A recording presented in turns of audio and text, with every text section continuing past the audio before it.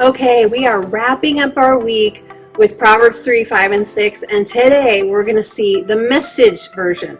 And the Message Bible is not exactly accurately word for word. It's more like Proverbs 3, 5, and 6 in everyday man's language. Like if Jesus were standing here and he were just talking to you today, this is the way he might talk, not in King James English.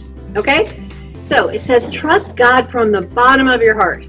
Don't try to figure out everything on your own. Listen for God's voice in everything you do and everywhere you go. He is the one who will keep you on track. Okay? So two of the things. Don't try to figure out everything on your own, and listen for God's voice.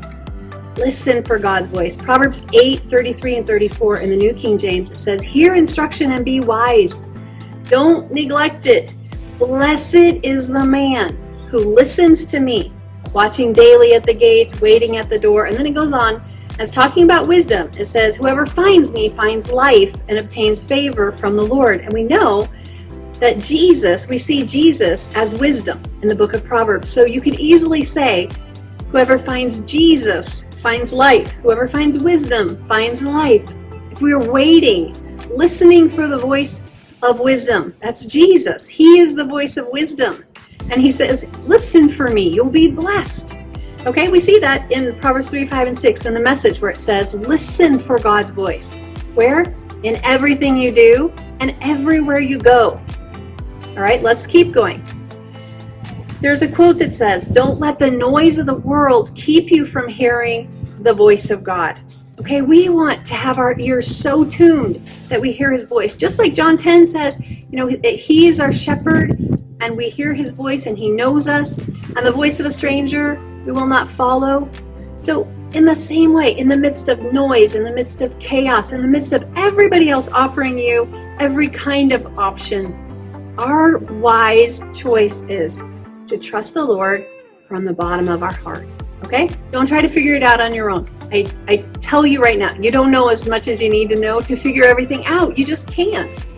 We have such a small mind compared to the mind of Christ. Now, he's given us his mind, and as we spend time with him, like we talked about yesterday, living in life union with him, well, then we understand his thoughts more. We understand his ways more. There's one more quote, and it says, the more we listen to God's voice, the easier it is to recognize when he speaks to us. Amen. And that's where I want to leave us as we wrap up Proverbs 3, 5, and 6.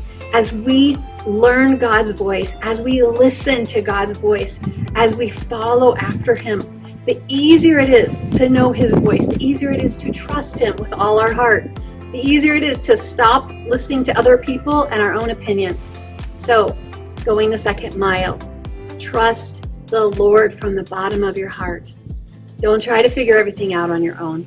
Listen for God's voice in everything you do and everywhere you go. And he promises us that he is the one who will keep you on track.